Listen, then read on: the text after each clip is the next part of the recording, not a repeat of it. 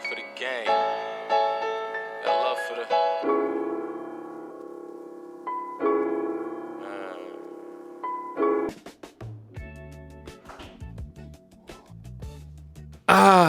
There's a reason why people say revenge is so sweet. Growing up, I was being raised Christian because I lived with my dad first, and then, my mom did a whole hoopla, and then I ended up living with my mom, and she was Christian. So she was trying to raise me, with Christian values. So she grew up religious herself. She was Catholic, but then she crossed over to Christianity. But that's how she was trying to raise me, you know what I'm saying? So revenge was something that my mom talked about to where it was like, you know what? Vengeance is God's, you know what I'm saying? So you shouldn't be trying to seek revenge, and if something occurs, son, to where, you're not fond of the situation, you just gotta turn the other cheek. My mom was the type of person, bro, where if somebody slighted her, she's getting it back in blood, gang. And this was the person that was teaching me that revenge was wrong. Now, my dad, on the other hand, my dad was a different story. When my dad was growing up, before I was even a thought, before I even came out into this world and was a human being, before my dad even met my mom, there was a story about how something occurred to where this individual, who is a family member of ours, said something to my dad. This was when they were growing up, young men. He said something to my dad to where, me personally, if somebody was to say it to me, I'd just be like, hey, get the fuck out of here. It wouldn't have been that deep for me, you know what I'm saying? But my dad took it a certain way, and when this individual said that to him, they said my dad went and grabbed a machete and started chasing them to do God knows what, right? This is what I had to deal with growing up when, revenge was the focal point of a lesson that I needed to learn. So on one side, I got my mom, who she's a Christian lady trying to teach me certain, Christian core values, while my mom is saying, oh no, when revenge is coming along, you gotta, you can't seek it. You gotta turn the other cheek, where she wasn't even practicing what she was preaching. And then on the other side, I got my dad, who was like, nah, fuck that. If somebody play with you, you better make sure they never play with you again. I'm just a young, confused man trying to maneuver through life, and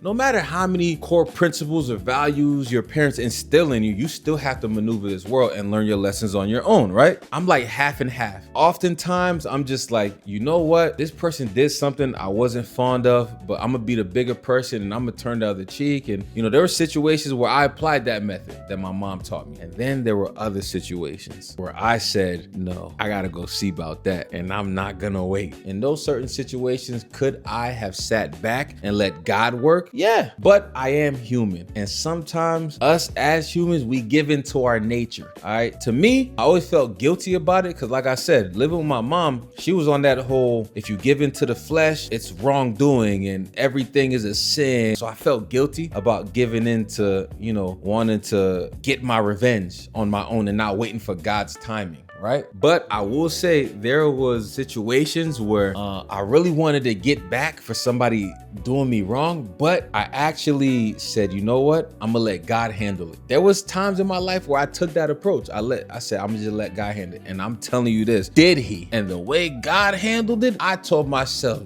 damn, God, I wanted my revenge, but I ain't want it like that. If God's the one that's gonna seek out your revenge, he go get the job done. But like I said, I'm human. Sometimes I didn't want to wait for God. Sometimes I said, no, I got to go get this now. I feel like at times, us as human beings, we're at a crossroad to where when we get older, we know better. So after I had those experiences where, the universe and God was working in my favor when somebody slighted me, I told myself, well, I never have to get revenge in life again, because if I just continue with a genuine, pure heart, God is going to handle that. Now, being a human being, I regressed. I feel like when I was at my purest, I had to be like 17, 18 years old. That's when I was at my purest. Like, I entered into a different level of self, to where I actually was bending my reality, because I respected the universal laws. I respected myself as a young man. I had healthy habits that I was practicing. So I was like a different human being. But as I got older, I started realizing, in order for me to be my full self, bro, I gotta stop negating this part of me. That's why when I'm thinking about like the philosophy of revenge,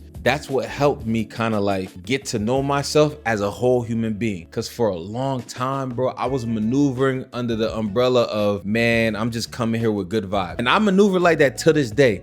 But there's a dark side of me that I also nourish. And you will never know it. Nobody ever knows it because my mom keep telling me, you have a disarming nature. She said, you have a great smile. You're a handsome young man. So people are gonna always try to play with you. Whole time, I'm the 48. I'm not playing with niggas. Shit get tricky real fast with me. There's always been a dark side to me that I controlled, and I did a really good job of controlling. But it wasn't until I started paying attention to philosophers. And there's one specific guy by the name of Carl Jung. Spell his last name Jung. Carl Jung, I got hip to him around like when I was 20, 21. Some of the things he was saying, I was listening to it, and he was like, you'll never actually grow into being the full person you're supposed to be if you cut off this side of you. If you only want to maneuver in the light side of yourself, you will never become whole because there's a dark side of you that you're negating. And basically what he would kind of like lean into was, you're either supposed to be a great hero or you're supposed to be a great villain. You will never know what you're supposed to be, and you'll never know what your true calling is if you're only maneuvering in this path. Now, if you ask anybody, they'll tell you everybody wants to be a hero. Me growing up, if y'all know Harry Potter, I was a big Harry Potter fan. And there used to be like a quiz online that you could take to see what type of house that you belong to